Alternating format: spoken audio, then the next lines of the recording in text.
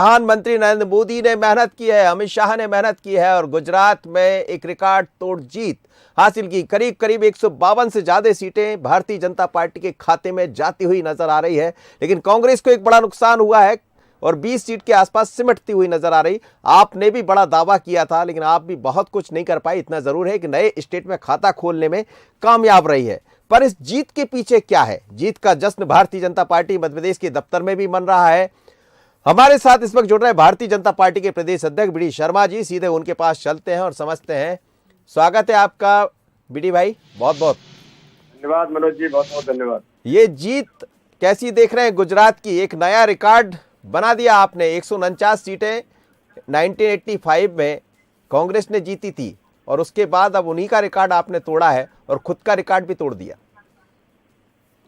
ये भारत की राजनीति में गुजरात के चुनाव के जो परिणाम आए हैं मनोज जी, ये राजनीतिक जगत में एक इतिहास बना है और ये इस बात को स्थापित करता है कि भारत की राजनीति में माननीय प्रधानमंत्री नरेंद्र मोदी जी ने जो एक नई कार्य संस्कृति विकसित की है, देश के अंदर जो उन्होंने केवल नारा नहीं, गुड गवर्नेंस के साथ विकास के आधार पर जनता इस देश के अंदर सरकारें चुनती है और लगातार चुनती है, ये भारत की राजनीति में स्थापित माननीय प्रधानमंत्री मोदी जी के नेतृत्व में हुआ है।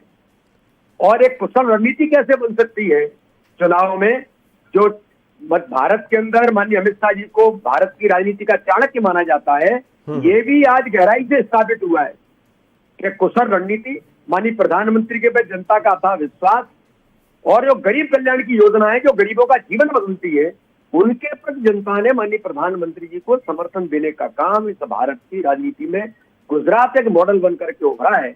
इसलिए माननीय प्रधानमंत्री जी का, माननीय अमित शाह जी का, माननीय नड्डा जी का मैं बहुत बहुत अभिनंदन और उनका हार्दिक अभिनंदन करते हैं कि आज भारत की राजनीति में उनके नेतृत्व में इतिहास बना। आपने भी वहां करीब 4 से 5 दिन वहां रहे और लगातार स्वाभाविक है कि संगठन की बड़ी जिम्मेदारी मध्य प्रदेश में आप निभा रहे हैं।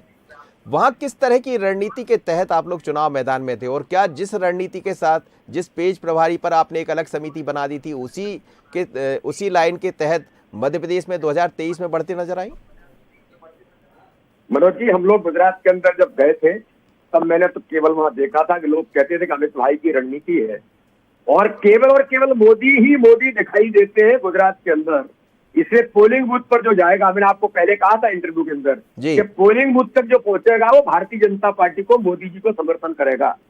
ये गुजरात के हालात थे और मुझे तो आज इस बात को लेकर के बड़ा विश्वास हो गया कि जनता ने मोदी जी को, माननीय अमित शाह जी को अपार समर्थन दिया है।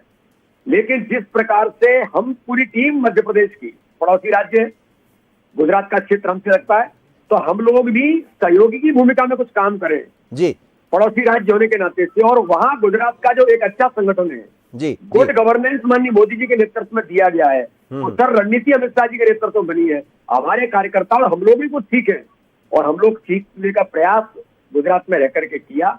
आज मैं आपको विश्वास के साथ ये कहता हूँ, आगामी आने वाले 2023 के अंदर जो गुजरात के अंदर आंधी चल रही है माननीय मोदी जी और अमित शाह जी के नेतृत्व में, मध्य प्रदेश के अंदर भी 2023 के अंदर ये आंधी चलेगी और भारतीय जनता पार्टी जीत का इतिहास परचम कराएगी। अमित शाह जी एक ऐसे व्यक्ति है जो बूथ पर काम करते हैं, जिनका जिक्र आप हमेशा कई बार मुझसे चर्चा में किए हैं। और अमित शाह की रणनीति पूरी भारतीय जनता पार्टी के संगठन की रणनीति, मोदी जी की रणनीति, पर अमित शाह जी जिस तरह बूथ पर काम करते हैं, पेज पर आपने काम किया जिसका जिक्र मैं आपसे कर रहा था, क्या उसी तरह की रणनीति के तहत मध्य प्रदेश में 2023 में आप पढ़ेंगे? क्या वही रणनीति जो गुजरात की रणनीति वो मध्य प्रदेश में दोहराई जाएगी? मध्य प्रदेश भारतीय जनता पार्टी के संगठन के तंत्र में एक आइडियल ऑर्गेनाइजेशन है और आपको ध्यान में होगा, हम लोग जब से काम में जुटे, माननीय अमित शाह जी ने हमें टास्क जब से दिया है, मध्य प्रदेश के हमारे नेतृत्व में जो एक पूरा रोडमैप तैयार किया, प्रत्येक बूथ को मजबूत बना करके गरीब कल्याण की योजनाएं जो माननीय प्रधानमंत्री के नेतृत्व में, माननीय मुख्यमंत्री शिवराज सिंह चौहान के नेतृत्व में जो गरीबों का जीवन मध्य प्रदेश के अंदर बदल रही है, उन बूथों तक, उन लोगों तक पहुंचना। और हमने प्रत्येक बूथ को डिजिटल बना करके हर बूथ को सोशल मीडिया से कनेक्ट करने का काम हम जुटे हैं अभी। और हमारे व्यापक प्रशिक्षण के आधार पर संगठन तंत्र की मजबूती ही सरकारें बनाती है और मुझे ऐसा लगता है कि इस दिशा में भारतीय जनता पार्टी मध्य प्रदेश का संगठन, जो गुजरात से भी हमने कुछ सीखा है, माननीय अमित शाह जी का हमें जिस प्रकार से उन्होंने हमें टास्क दिया, हम उस टास्क पर काम कर। यूथ कनेक्ट बड़े पैमाने पर मध्य प्रदेश के अंदर हमारे नौजवानों ने पूरे मध्य प्रदेश के अंदर 75 लाख पौधे लगाने का जो टारगेट लिया था, हर पंचायत में, हर बूथ पर। और इस प्रकार से जो भारतीय जनता पार्टी का नेतृत्व हमारा काम कर रहा है, इस दिशा में एक एक कार्यकर्ता मध्य प्रदेश का उत्साहित होकर के कुशल रणनीति के साथ हम मैदान में उतरे हैं। और आगामी समय में मुझे पूर्ण विश्वास है कि मध्य प्रदेश के अंदर भी संगठन तंत्र की मजबूती, हमारे नेतृत्व पर जनता का विश्वास और गरीब कल्याण की योजना जो हमारी ताकत है, इसके आधार पर मध्य प्रदेश में भी इतिहास बनेगा, परचम फहराएंगे। 3 चुनाव होंगे 2023 में, राजस्थान, मध्य प्रदेश और छत्तीसगढ़। छत्तीसगढ़ में आज एक उपचुनाव हुआ, वहां पर आपको हार का सामना करना पड़ा है। निश्चित है कि आप हार पर भी समीक्षा करते हैं और जीत की समीक्षा भी करते हैं, लेकिन हार की जहां जहां हार मिल रही, चाहे हिमाचल की बात करें जहां पर अच्छा खासा एक करीब 10 से 11 सीटें ज़्यादा मिल गई, कहाँ गड़बड़ दिखाई दे रही? हिमाचल भी आप गए थे, हिमाचल की जानकारी भी आपके साथ। हिमाचल के अंदर मनोज जी, मेरा ऐसा मानना है कि हिमाचल के अंदर भी जिस प्रकार का वहाँ मीडिया की जो जिन बातों का उल्लेख कर रहा था कि हिमाचल में सरकार रिपीट नहीं होती, लेकिन फिर भी भारतीय जनता पार्टी ने बहुत अच्छा परफॉर्मेंस किया है। और मुझे ऐसा लगता है कि परिणाम आते आते तक थोड़ा बहुत अंतर रहेगा, लेकिन भारतीय जनता पार्टी सरकार बनाएगी और भारतीय जनता पार्टी इस दिशा में आगे भी बढ़ रही है। और मुझे ऐसा लगता है कि आपने ठीक कहा, समीक्षा तो हमेशा करते हैं। अगर प्रचंड बहुमत आया है गुजरात के अंदर, तब भी माननीय मोदी जी समीक्षा करेंगे कि आप जैसा रोग, ये पार्टी नहीं, ये रोग है, इस रोग का ट्रीटमेंट करना हम सबका काम है, उसका ट्रीटमेंट करेंगे। ऐसे लोग जो देश विरोधी ताकतों के साथ खड़े होने वाले लोग हैं जी, ये लोग भारत को तोड़ने वाले, भारत पे टुकड़े टुकड़े करने वाले लोग हैं ये, इसलिए इनको समर्थन नहीं मिल सकता। गलती से कहीं कुछ होता है, राजनीति है, मनुष्य है, इसलिए कुछ बातें हो जाती हैं और मेरे उसके कारण से इनको अवसर मिल गया है, लेकिन इस रोग का ट्रीटमेंट जरूर होगा। ऐसे लोग नहीं घुस सकते, न बच सकते। और मध्य प्रदेश का कार्यकर्ता तो बूथ बूथ पर अलर्ट है। क्या होता है, रोग ही आना चाहिए, तो ये कोई पार्टी आर्टी नहीं है, तो रोग है, इसलिए इसको ठीक करने का काम हमारा है। और ऐसे लोगों को मध्य प्रदेश में अवसर मिलेगा और गुजरात की जनता ने सिर्फ आईना दिखा दी। नहीं, लेकिन वो एमसीडी दिल्ली के लोगों को प्रेम रोग लग गया आपका? नहीं, बहुत ठीक। देखिए, भारतीय जनता पार्टी का वोट शेयर दिल्ली के अंदर आप देखेंगे तो आज लगभग 3 या 4% वोट शेयर बढ़ा है दिल्ली के अंदर पिछले चुनाव से जी। तो एक टेक्निकली कुछ चीजें हुई हैं, जैसे मध्य प्रदेश में गलती से झूठ छल कपट की राजनीति में तकनीकी तौर पर वोट हमें ज्यादा मिला था और कमलनाथ जैसे लोगों के दिग्विजय सिंह के इशारे पर बनने वाली सरकार में वो सत्ता में आ गए थे। लेकिन क्या हुआ, दुरावस्था हुई मध्य प्रदेश की। तो दिल्ली के अंदर भी, एमसीडी में भी यही इस प्रकार के झूठ और छल कपट की राजनीति में कभी कभी इस प्रकार के परिणाम आ जाते हैं। टेक्निकली वोट शेयर हमारा बढ़ा है और मुझे लगता है कि आगामी समय में दिल्ली के अंदर भी इनको जवाब देने का काम भारतीय जनता पार्टी का कार्यकर्ता जरूर करेगा। अभी आप दिल्ली में बैठे हैं, जाहिर सी बात है कि 2 दिन पहले भी आपकी एक बड़ी बैठक हुई, वो संगठन की बैठक थी जिसमें तमाम प्रदेश अध्यक्ष शामिल हुए। बात हुई होगी 2023 और 24 पर, और अब तो परिणाम भी आ गए, तो क्या लौट के आने के बाद नई रणनीति के साथ दिखाई देने वाले बीडी शर्मा? देखिए, भारतीय जनता पार्टी पहले दिन से अपना काम शुरू कर देती है। आपने देखा होगा कि हमारे मुख्यमंत्री जी तो चुनाव जीतते और उसके दूसरे दिन से काम शुरू कर देते हैं। मध्य प्रदेश के अंदर भारतीय जनता पार्टी का संगठन एक दिन नहीं बैठता, मोदी जी का नेतृत्व है, आप घर नहीं बैठ सकते। और राजनीति में भी जो मैंने पहले ही कहा कि उन्होंने कार्य संस्कृति विकसित की है, जो प्रधानमंत्री भारत के अंदर एक दिन छुट्टी नहीं लेते राजनीतिक इतिहास में, 24 घंटे देश के लिए काम करते हैं, तो भैया हम लोग कहां बचेंगे? हम लोगों को भी इस दिशा में काम करते हुए हमने भी लगातार अपनी रणनीतिक तैयारी, आज से नहीं बहुत पहले से, और बूथ मजबूत 51% वोट शेयर, इस पर भारतीय जनता पार्टी का कार्यकर्ता लगातार काम करना, पूरा नेतृत्व।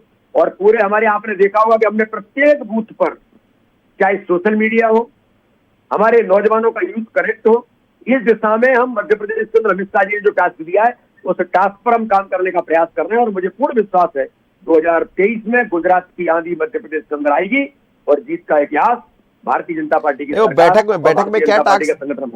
में क्या टिप्स मिले, क्या टास्क मिला, थोड़ा सा शेयर कर लीजिए। देखिए, बैठक के अंदर जो अच्छी बातें हैं, गुजरात के अंदर जो कुछ अच्छा हुआ उससे हम सब लोग को सीख लेकर के कि जो अच्छे काम हुए उनको अपने इम्प्लीमेंट कैसे करेंगे। माननीय अमित शाह जी से लेकर के माननीय प्रधानमंत्री जी ने, माननीय राष्ट्रीय अध्यक्ष जी ने जो टास्क हमें दिए आगामी समय में, क्योंकि भारत की राजनीति में माननीय प्रधानमंत्री कहते हैं कि सेवा के भाव के साथ जी जनता की सेवा में हम प्रथम सेवक हैं। मैं सांसद हूं तो माननीय प्रधानमंत्री कहते हैं कि आयुष्मान भारत में 5 लाख रुपए के उस गरीब का जीवन जिससे बचता है, उस योजना को इंप्लीमेंट करने में हम किस प्रकार से अपनी भूमिका निभा रहे हैं। तो प्रत्येक बूथ पर माननीय प्रधानमंत्री के नेतृत्व की, माननीय मुख्यमंत्री के नेतृत्व की गरीब कल्याण की योजना है, जो गरीबों का जीवन बदल रही है, उनको लोगों तक ले जाना और लोगों को इससे लाभान्वित करा करके उनके जीवन की दिशा बदल देना, इस दिशा में भारतीय जनता पार्टी का संगठन लगातार काम कर रहा है। आपने मध्य प्रदेश के अंदर देखा होगा, संबल योजना से लेकर के लाडली लक्ष्मी, कैसे मध्य प्रदेश के अंदर गरीब कल्याण की योजना में लगातार लोगों का जीवन बदलने का हमारी सरकार और संगठन मिलकर के काम कर रहे हैं। तो मध्य प्रदेश के अंदर भी हम इतिहास बने। एक अंतिम सवाल मेरा आपसे था कि प्रधानमंत्री नरेंद्र मोदी का चेहरा है, गुजरात में वो चेहरा और उभर कर सामने आया है। क्या राजस्थान, मध्य प्रदेश, छत्तीसगढ़ में भी उसी चेहरे को सामने रखकर आप लोग मैदान में होंगे? जिस चेहरे को भारत के नहीं, दुनिया के किसी भी देश में जब प्रधानमंत्री नरेंद्र मोदी जाते हैं और वहां इंग्लैंड से लेकर के अमेरिका में मोदी मोदी के नारे लगते हैं, तो दुनिया का चेहरा है मोदी जी। तो मोदी जी ने नेता शब्द को इस भारत के अंदर नहीं, दुनिया के अंदर स्थापित किया है। नेता के प्रति विश्वास कैसे हो सकता है? कोरोना के संकट में माननीय प्रधानमंत्री स्थापित कर दिया कि भारत के प्रधानमंत्री मोदी कहते ताली बजाओ थाली बजाओ, तो केवल भारत के लोग नहीं, अमेरिका के लोग भी थाली और ताली बजाने लग जाते हैं। ये सामान्य घटना नहीं है राजनीतिक इतिहास की, किसी नेता की। माननीय प्रधानमंत्री मोदी जी ने राजनीति में जो विश्वास जागृत किया है जी, एक नेता देश के लिए, समाज के लिए, और वसुधैव कुटुंबकम, G20 देशों के अध्यक्षता के तौर पर माननीय प्रधानमंत्री ने कहा वसुधैव कुटुंबकम की कल्पना जो भारत की संस्कृति में हम पूरे दुनिया के अंदर उसको ले जाने का काम कर रहे हैं। कोरोना के संकट में एक नहीं, पता नहीं कितने देशों को मेडिसिन उपलब्ध करा करके वसुधैव कुटुंबकम की कल्पना को स्थापित करने का काम किया माननीय प्रधानमंत्री ने। तो जिनका नेतृत्व दुनिया स्वीकार कर रही है, तो मध्य प्रदेश, छत्तीसगढ़, राजस्थान, नागालैंड, सिक्किम, त्रिपुरा, मणिपुर, सब जगह पर माननीय प्रधानमंत्री के नेतृत्व पर जनता का आधा विश्वास है। तो क्या क्या टारगेट रहने वाला मध्य प्रदेश में? एक छोटा सा सवाल मेरा। मध्य प्रदेश में आंधी आएगी, जीत की आंधी। और आपने देखा होगा कि मध्य प्रदेश भी 2030 में जो 230 जो सीटें हैं उसमें 2023 के अंदर परचम फहरेगा। जैसी आंधी गुजरात में चली है वैसी आंधी मध्य प्रदेश के अंदर चलेगी। चलिए, बहुत बहुत धन्यवाद, आप मेरे साथ जुड़े, बंसल न्यूज पर जुड़े। ये थे बीडी शर्मा, प्रदेश अध्यक्ष भारतीय जनता पार्टी के, जो ये कह रहा है कि जैसी आंधी गुजरात में आई है वही मध्य प्रदेश में दिखाई देने वाली है। यानी अब अगली जो तैयारी है वो मध्य प्रदेश की है, राजस्थान की है और छत्तीसगढ़ की, क्योंकि अब 2 चुनाव संपन्न हो गए हैं।